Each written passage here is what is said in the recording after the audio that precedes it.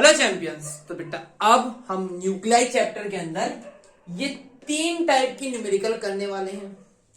Equivalent energy, Einstein का जो formula था इक्विवेलेंट मास एनर्जी, ठीक है ना, वो निकालना सीखेंगे।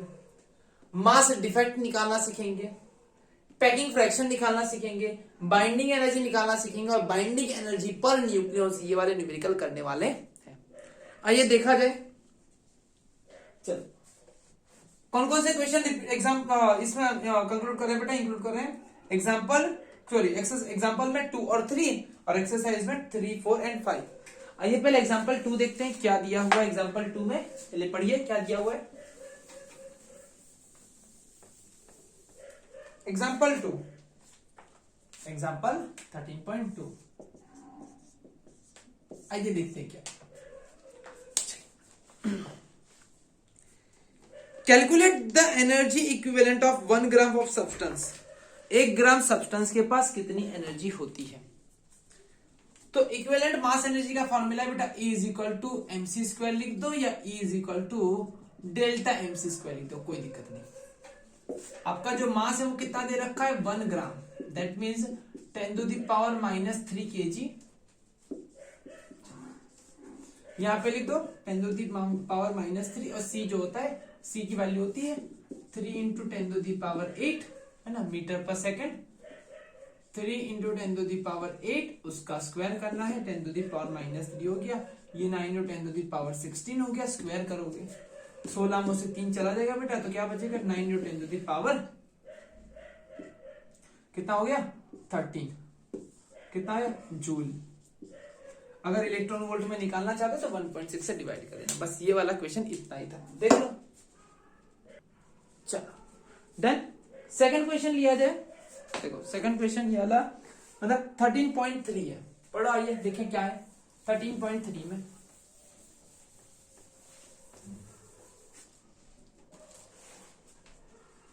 क्वेश्चन नंबर 13.3, आइए देखते हैं क्या है। Find the energy equivalent of 1 atomic mass unit, है ना, मतलब 1 U की एनर्जी निकालनी, जो ऑलरेडी हमने उसमें कर रखा है। 1 U की एनर्जी हमने निकाल रखी, कितनी होती है आइए निकाल देते हैं फट भी। E is equal to mc square. Done. अगर मास इन्होंने क्या कह रखा है, mass is equal to 1 U, और हमें पता है 1 U कितना होता है बेटा 1.67 10 टू द पावर -27 kg। हमें मास बोला लेकिन कोई अलग लैंग्वेज में कहा था, एटॉमिक मास में कहा था, AMU एटॉमिक मास यूनिट में। हमने केजी हमें समझ में आता, हमने केजी ले लिया। अच्छा मास कितना है केजी में 1.67 10 टू द पावर -27। सी कितना दे रखा बेटा, सी हमें पता है 3 इंटू 10 टू द पावर 8 होता है, उसका स्क्वायर करो। ठीक है, सारी चीज करोगे आपका आंसर आएगा जूल में, है ना, आंसर आएगा जूल में। 1.67 इंटू 10 टू द पावर -27 आएगा, और ये 9 into 10 to the power 16 answer आएगा जूल में। लेकिन मुझे जूल में आंसर नहीं चाहिए था, मुझे आंसर चाहिए था इलेक्ट्रॉन वोल्ट में, है ना। तो मैंने किससे डिवाइड कर दिया बेटा 1.6 इंटू 10 टू द पावर -19 से डिवाइड कर दिया, है ना। जूल को 1.6 इंटू 10 टू द पावर -19 से डिवाइड करोगे तो किसमें कन्वर्ट हो जाएगा आंसर बेटा इलेक्ट्रॉन वोल्ट में।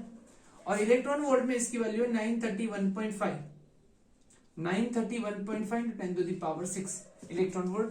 10 टू द पावर 6 को क्या लिखा जाता है, मेगा लिखा जाता है, मेगा इलेक्ट्रॉन वोल्ट। इतनी एनर्जी रिलीज हुई किससे, 1 U से। अगर 1 U मास गायब हो जाएगा तो इतनी एनर्जी निकलेगी। और ये वैल्यू हमेशा आपको याद रख लेनी है, पूरे के पूरे चैप्टर में ये वैल्यू सबसे इंपॉर्टेंट है, ठीक है, याद रख लेना। आगे इसके करते हैं अभी नेक्स्ट आगे।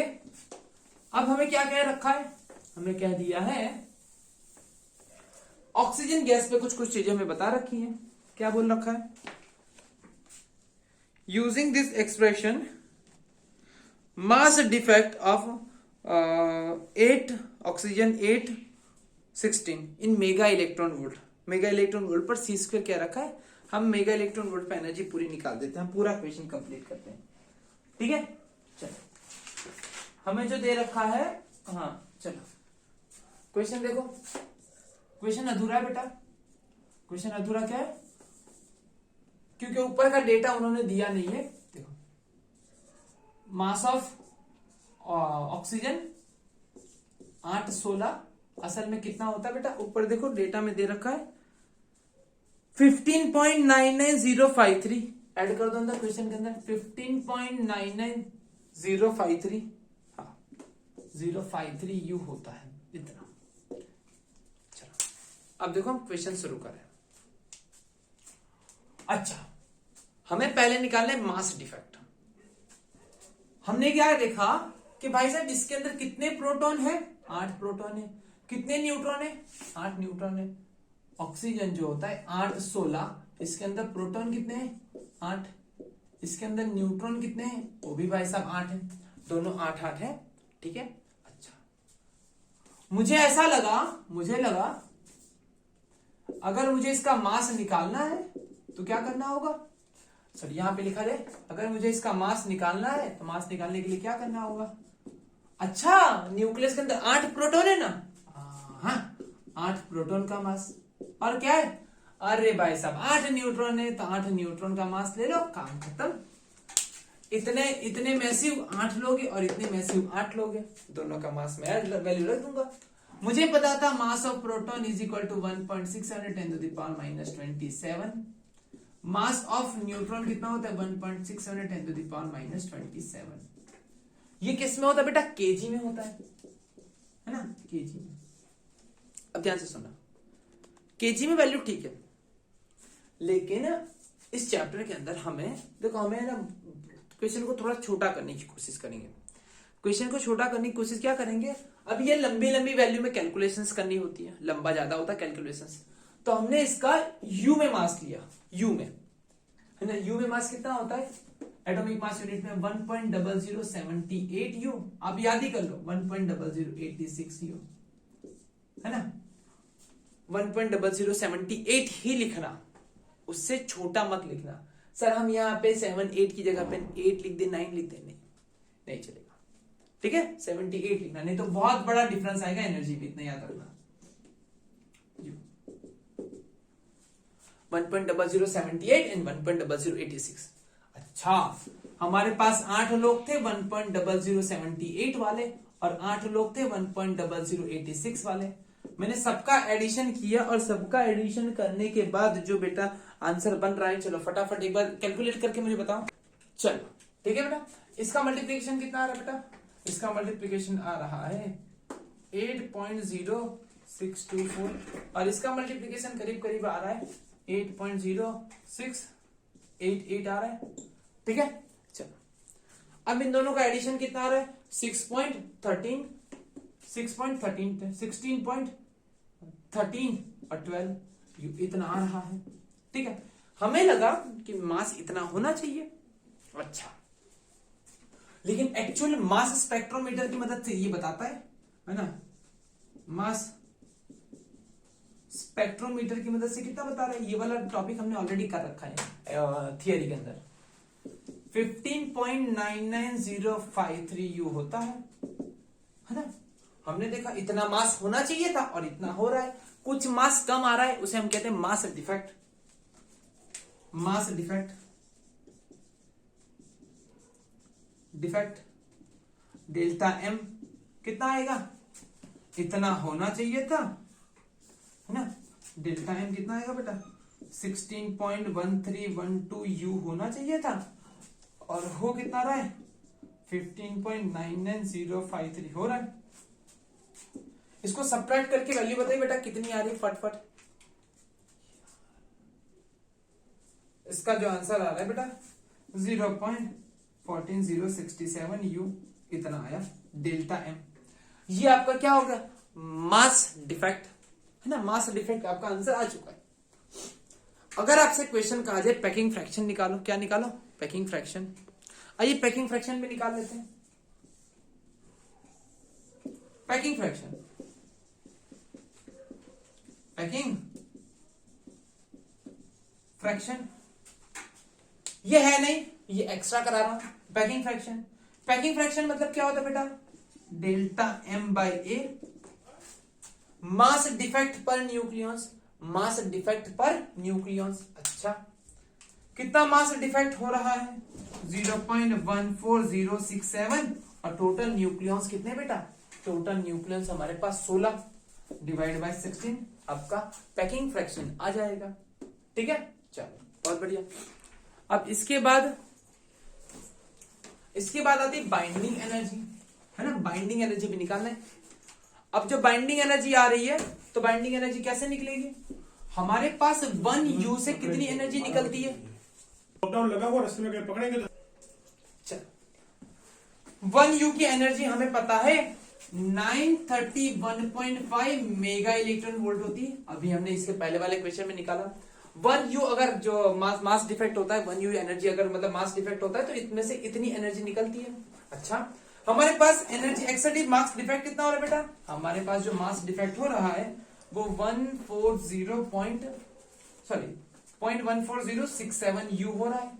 अच्छा, इसमें से कितनी एनर्जी निकलेगी, बाइंडिंग एनर्जी जो हमारी आएगी 0.14067 इंटू 931.5U, है ना, मेगा इलेक्ट्रॉन वोल्ट पे आ जाएगी, मेगा इलेक्ट्रॉन वोल्ट।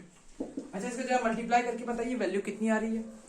जो ये एनर्जी आएगी बेटा, ये आपकी एनर्जी आएगी करीब करीब, जो एनर्जी आ रही है वो एनर्जी आ रही है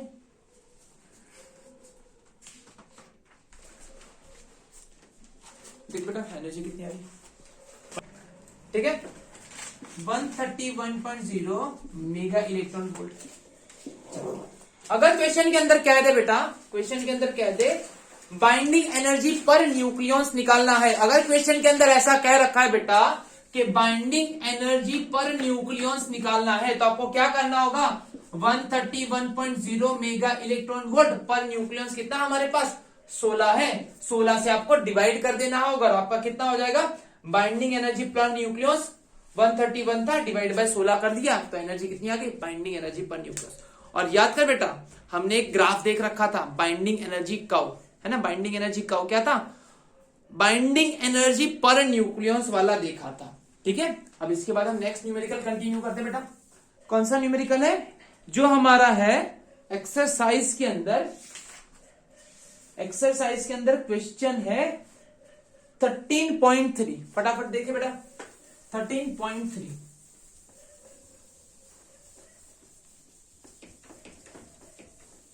वहां पे बेटा नाइट्रोजन के बारे में बात करें कि नाइट्रोजन का आइसोटोप वगैरह दे रखा है, देखो उसे।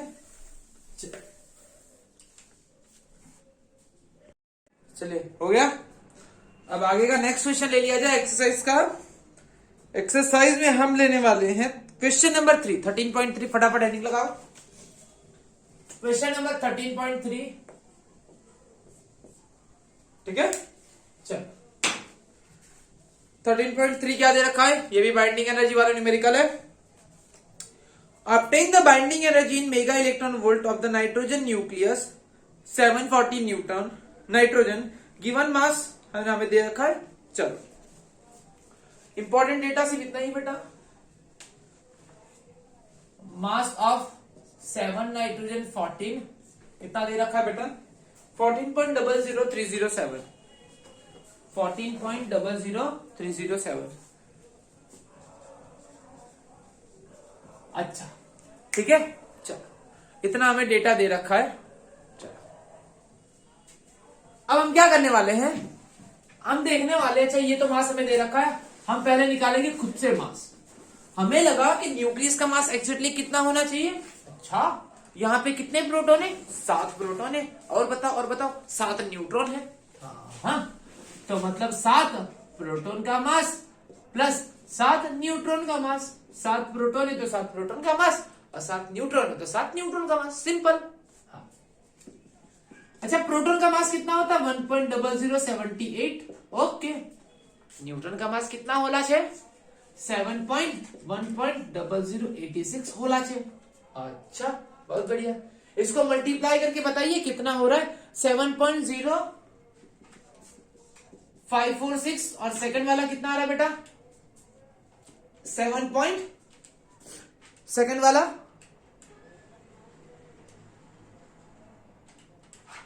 सेकंड जो आ रहा है 7.0602। अच्छा ये आ रहा है। अब दोनों का हमें एडिशन करना होगा, ठीक है, ये दोनों का हमें एडिशन करना होगा। ये करीब करीब करीब आ रहा है बेटा 14.11543, 14.11543 यू इतना आ रहा है। ठीक है, बहुत बढ़िया। हमें लगा इतना होना चाहिए, लेकिन इतना हुआ नहीं। मास एग्जैक्टली थोड़ा सा कम आया। हाँ, थोड़ा सा कम आया ना। तो डेल्टा एम मास डिफेक्ट है ना तुम्हारा। तुम्हारा मास डिफेक्ट नहीं, न्यूक्लियस का मास। सर हमें कोई डिफेक्ट नहीं है, हम कंप्लीट है। चलो ओके, 14.11543 होना चाहिए था, लेकिन एग्जैक्टली इतना आ रहा है। कुछ मास जो था वो किस में कन्वर्ट हो गया बेटा? वो मास एनर्जी में कन्वर्ट हो गया। तो इसका कितना आ रहा है? 0.10844 यू आ रहा है। ठीक है, इतना करीब करीब आया, इतना करीब करीब आया। ठीक है, अच्छा, ये तुम्हारा मास डिफेक्ट। अगर तुमसे पैकिंग फ्रैक्शन पूछा जाए, एक्स्ट्रा क्वेश्चन, अगर तुमसे पैकिंग फ्रैक्शन पूछे, find the packing fraction, find the packing fraction, packing का फ्रैक्शन निकालो, पैकिंग का फ्रैक्शन। तो डेल्टा एम बाय ए, मतलब इतना मास डिफेक्ट और इतने लोगों में, है ना। मास डिफेक्ट पर न्यूक्लियॉन्स क्या होता है बेटा? मास डिफेक्ट पर न्यूक्लियॉन्स। इसे क्या कहा जाता है बेटा? मास डिफेक्ट पर न्यूक्लियॉन्स, है ना। मास डिफेक्ट पर न्यूक्लियॉन्स। ये क्या कहती है बेटा? ये कहती है 0.1044 डिवाइड बाय ए कितना है? टोटल कितने लोगे? 14 लोगे, 14। तो डिवाइड करके बताइए बेटा। डिवाइड करने के बाद आ रहा है 0.0077, 0.0077। ठीक है, इतना पैकिंग फ्रैक्शन आता है, जो क्वेश्चन में नहीं दिया है, एक्स्ट्रा। डन।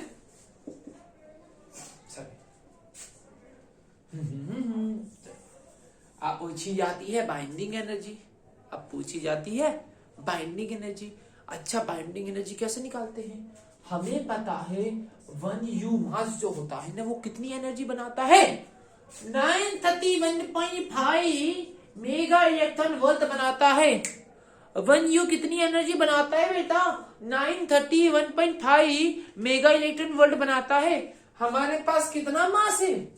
हमारे पास इतना मास गायब हुआ है ना। हमारे पास इतना मास गायब हुआ है, तो ये कितनी एनर्जी बनाएगा? ये कितनी एनर्जी बनाएगा? आइए देखो, binding energy is equal to 0.10844 into 931.5, और इनका मल्टीप्लीकेशन करके जो फाइनल वैल्यू बनती है वो कितनी होती है बेटा? वो होती है 10, हाँ वो होती है 104 है। चलो 108, चलो हाँ 101.01, 101.011 इतनी यू हो रही बेटा। ठीक है, कैलकुलेशन करके देख लेना, कहीं हो सकता है थोड़ी सी एरर हो जाए। चलो, इतनी एनर्जी निकली, sorry mega electron volt, mega electron volt. कितनी एनर्जी निकलती बेटा? किसमें? मेगा इलेक्ट्रॉन वोल्ट, इसमें एनर्जी निकलती, ऊर्जा, है ना। अब क्या निकलता है? बाइंडिंग एनर्जी पर न्यूक्लियस, है ना। अब क्वेश्चन पूछ ले अगर, फाइंड द बाइंडिंग एनर्जी पर न्यूक्लियस, है ना। बाइंडिंग एनर्जी कितनी होती है बेटा? ईबी होती है डिवाइड बाय ए। ईबी कितना होता है बेटा? ये रहा 101.01 डिवाइड बाय 12, सॉरी 40। गलती हो गई, गलती कैसे होगी? डिवाइड बाय, तो करोगे तो लगभग आ रहा है बेटा 7.5। कितना आ रहा है? 7.5 मेगा इलेक्ट्रॉन वोल्ट। चलो डन, क्लियर है। चलो छाप लो इसे, चलो फटाफट, हो गया। चलो बहुत बढ़िया, शाबाश। अब क्वेश्चन लेंगे हम, क्वेश्चन 3 नहीं हो गया 4, है ना। चलो क्वेश्चन लगाइए 4, पढ़िए क्या दिया हुआ है। क्वेश्चन नंबर 13.4, अरे इसमें तो गजब दो क्वेश्चन दिया हुआ है। Obtain the binding energy for AP की निकालने का, बिस्मथ की निकालने का। एपी का मास कितना दिया है ना, एपी का निकालने का मैं 26 56 26 56 और उसका मास हमें दे रखा है, कितना दे रखा है 55 93 49 39 55 93 49 39 है ना, ये दे रखा है। चलो, और बिस्मथ का भी दे रखा है, एक करा दे रहा हूं बेटा, एक करना होगा। चलो देखो, कुछ नहीं करना है, सेम टू सेम बेटा, एकदम सेम टू सेम क्वेश्चन है, हूबहू क्वेश्चन है।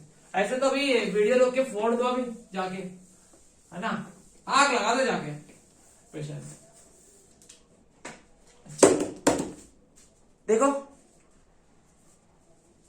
कितने प्रोटॉन है, ये तो कोई मशीन से निकाला हुआ मास स्पेक्ट्रोमीटर जो डिवाइस आता है ना, उससे निकाला हुआ मास तुम्हें दे रखा है ना। अब ये जो है ना, इसका हमें क्या लग रहा था, हमें लगा भाई साहब मास जो होगा ना कितना होना चाहिए। अच्छा, इसमें 26 प्रोटॉन है, ओके, इसमें 30 न्यूट्रॉन है। हम क्या करेंगे, अच्छा 26 प्रोटॉन बाय प्रोटॉन कितना होता है, वो उसने बताया हम 78 है। भाई न्यूट्रॉन कितना होता है, उसने कहा हम 86 है। ठीक है, चलो इनका कुल मिला के जो मास हो रहा था वो करीब करीब आपका आ रहा था, कितना आ रहा था बेटा, इसका देखो आ रहा है 26.2034 26.2034 और इसका आ रहा है बेटा 30.2595 30.2595 है ना, इतना कुछ आ रहा था। अच्छा, फिर हमें डेल्टा एम निकालना था। डेल्टा एम निकालने के लिए हमें ये एक्चुअल मास, अब इन दोनों का एडिशन कितना आ रहा था, कुछ आ रहा होगा, हमने क्या किया उसमें से ये निकाल दिया 55.93 49 39 जो हमने निकाल दिया, और इसका एडिशन कितना आया, जो आया वो हमने यहाँ पे लिख दिया। इसका होता है 56 में इतना होता है 56.4629 में से ये चला गया, तो ये बचा है 528461.528164 यू। देख लेना करीब करीब, थोड़ी एरर तो हो सकती है शायद। ये तो प्रिंटेड डेटा में ले रहा हूं। अच्छा, इतना हो रहा था, ठीक है, एक सेकंड, अरे क्या बात, हाँ चलो। अब पैकिंग फ्रैक्शन पूछा है बेटा, ये तो आप निकाल सकते हो ना पैकिंग फ्रैक्शन।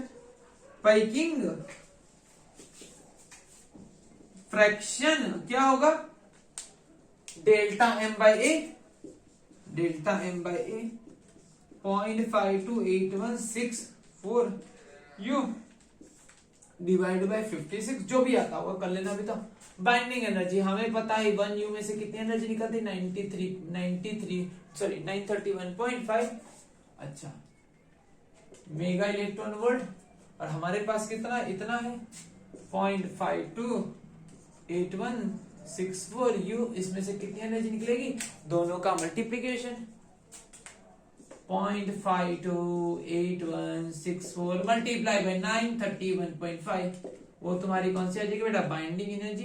ठीक है, अब बाइंडिंग एनर्जी का फाइनल आंसर जो आ रहा है 492.26 मेगा इलेक्ट्रॉन वोल्ट आ रहा है। ठीक है, अगर आपसे पूछ लिया जाए बाइंडिंग एनर्जी पर न्यूक्लियस, बाइंडिंग एनर्जी पर न्यूक्लियस, तो क्या करोगे आप, EB बाय A कर देना, 492.26 डिवाइडेड बाय 56 और आपकी एनर्जी आ जाएगी, जो भी आ जाए।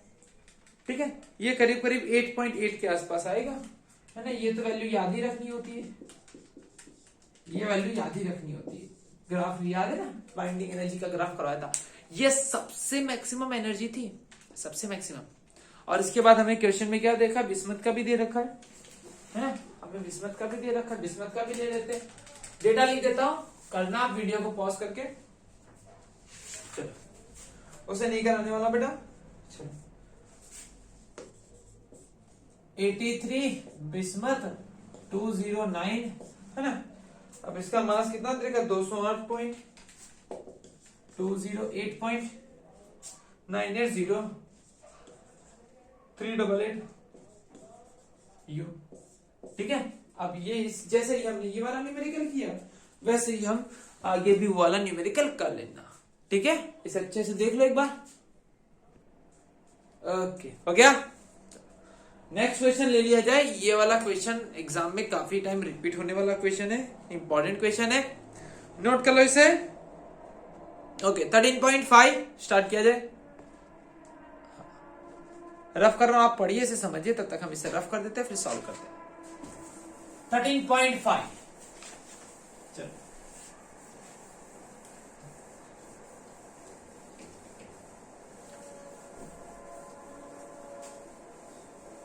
मेरे सफर। A given coin has a mass of 3 ग्राम। अच्छा, एक कॉइन है जिसका मास 3 ग्राम है। Calculate the nuclear energy that would be required to separate all neutrons and protons from each other। मतलब सारे न्यूट्रॉन और प्रोटॉन को अलग करना है, जाहिर सी बात है बाइंडिंग एनर्जी के बारे में बात कर रहे हैं लोग। Okay, for simplicity assume that the coin is entirely made of copper। अच्छा, इन्होंने क्या कर रखा है, दूसरा कुछ है ही नहीं, सिंपलिसिटी के लिए इन्होंने बोल रखा है कि पूरा के पूरा प्योरली कॉपर है एटम। अच्छा, कॉपर के बारे में इन्होंने बता रखा है, कॉपर का जो मशीन से मास निकला हुआ ना, कॉपर का एटॉमिक मास स्पेक्ट्रोमीटर की वजह से। कॉपर कौन सा कॉपर है 2963 कॉपर। इनका मास कितना दे रखा है, मास 62.92960 62.9692960 92960 यू। डन। अच्छा, 3 ग्राम है, जाहिर से हमें 3 ग्राम बताया है, तो पूछ रहे 3 ग्राम, तो 3 ग्राम। चलो एक काम करो, इन्होंने हमें 3 ग्राम बोला कि 3 ग्राम में जो कॉपर है उसके न्यूट्रॉन और प्रोटॉन को अलग करने के लिए एनर्जी। तो हम क्या करेंगे, हम पहले एक कॉपर के एक न्यूक्लियस को तोड़ने के लिए एनर्जी निकाल देंगे, बाइंडिंग एनर्जी रिक्वायर्ड है ना, बाइंडिंग एनर्जी फॉर 1 न्यूक्लियस। फिर हम ये निकाल लेंगे कि 3 ग्राम में कितने एटम है, जितने एटम होंगे उतने न्यूक्लियस होंगे, और खत्म। लॉजिक क्या कि एक न्यूक्लियस को तोड़ने की एनर्जी निकालेंगे और फिर हम निकालेंगे हमारे पास कितने न्यूक्लियस है। अच्छा, कितने न्यूक्लियस होंगे, जितने एटम होंगे उतने न्यूक्लियस होंगे, बात खत्म। चलो बाइंडिंग एनर्जी निकाली जाए। अच्छा, हमें क्या लगा, मास कितना होगा, इसमें कितने प्रोटॉन है 29 प्रोटॉन है, कितने न्यूट्रॉन है 34 न्यूट्रॉन है ना। 29 1.00 78 34 1.00 86 रखा। इसका मल्टीप्लीकेशन, इतना मल्टीप्लीकेशन, हमें आंसर निकल के आया, हमारा कितना आया देखो 63.5215 63.5215 हमारा ये आ गया। ठीक है, चलो अब हमें मास डिफेक्ट चाहिए था, इतना आ रहा था और इतना है ना, इतना आ रहा था और इतना है। मास डिफेक्ट तुम्हारा करीब करीब आ रहा था बेटा, जो मास डिफेक्ट था वो करीब करीब आया 0.591935 0.591935 है ना, तो इतना मास डिफेक्ट आ गया। अभी तुम्हें बाइंडिंग एनर्जी चाहिए थी, बाइंडिंग एनर्जी क्या होती है, binding energy mass defect into 931.5 है ना, मास डिफेक्ट कितना 0.591935 और ये होता है 931.5। इन दोनों का मल्टीप्लिकेशन करके बताओ बेटा, जो करीब करीब आपकी वैल्यू आ रही थी 551.3874 551.3874 मेगा इलेक्ट्रॉन वोल्ट जितनी एनर्जी आ रही थी। अच्छा, इतनी एनर्जी आई, इतनी एनर्जी किसके लिए बेटा, energy required to separate one nucleus के प्रोटॉन और न्यूट्रॉन को अलग करने के लिए जो एनर्जी चाहिए वो इतनी एनर्जी लगती है। लेकिन हमारे पास तो कितना कॉपर है, हमारे पास कितना कॉपर है 1 ग्राम, अच्छा नहीं तो 3 ग्राम। अच्छा ये बताओ कि मोल कॉन्सेप्ट लगाया जाए, अगर मोल कॉन्सेप्ट यहां पे लगाओ, मोल कॉन्सेप्ट क्या लगेगा 63 ग्राम में, है ना 63 ग्राम में कितने 1 मोल, 1 मोल मतलब कितना 63 ग्राम में 6.022 इंटू 10⁻23 एटम होंगे। जितने एटम होंगे उतने न्यूक्लियस होंगे, है ना। अच्छा हमारे पास कितना ग्राम है, अगर 63 ग्राम लोगे तो इतना मिलेगा। हमने कितना ग्राम लिया है, जस्ट ओनली 3 ग्राम, तो कितना मिलेगा, मल्टीप्लाई होगा और ये डिवाइड होगा 6.022 इंटू 10⁻23 मल्टीप्लाई बाय 3 और डिवाइड बाय 63। इसने इसको कितने से मार दिया 21 से मार दिया, इसको 21 से डिवाइड करो और मुझे वैल्यू बताओ। 0.2868 आया, 0.2868 इंटू 10⁻23 एटम्स आए। और जितने एटम होंगे उतने ही क्या होंगे न्यूक्लियस होंगे, है ना। जितने एटम उतने ही न्यूक्लियस। अब एक न्यूक्लियस को तोड़ने के लिए हमें इतनी एनर्जी चाहिए और हमारे पास इतनी न्यूक्लियस है, तो टोटल एनर्जी रिक्वायर्ड, है ना, टोटल एनर्जी रिक्वायर्ड कितनी हो गई 551.3874। एक के लिए इतनी है और हमारे पास 2868 इंटू 10⁻23 है, तो टोटल एनर्जी कितनी लगेगी बेटा, ये करीब करीब वैल्यू आ रही 2.53 इंटू 10⁻12 2. अच्छा ये जो आ रही है ना मेगा इलेक्ट्रॉन वोल्ट, ये भी वैल्यू ध्यान से देखना बेटा। टोटल एनर्जी आएगी किसमें आएगी मेगा इलेक्ट्रॉन वोल्ट, है ना। तो मेगा इलेक्ट्रॉन वोल्ट में आएगी कितनी आ रही 1.52 इंटू 10⁻22 मेगा इलेक्ट्रॉन वोल्ट। इसमें ही रहने दो एनर्जी को, चाहो तो आप जूल में कन्वर्ट कर सकते हो। जूल में कन्वर्ट करने के लिए क्या करना होगा बेटा, चाहो तो करना, जरूरी नहीं है। मेगा मतलब 10⁻6 इलेक्ट्रॉन वोल्ट में क्या करने के लिए 10⁻−19 से मल्टीप्लाई करोगे जूल में हो जाएगा। और जूल में करीब करीब वैल्यू हो रही है 2.53 इंटू 2.53 इंटू 10⁻12 जूल। सोचो कितनी ज्यादा एनर्जी चाहिए, बहुत ज्यादा यार।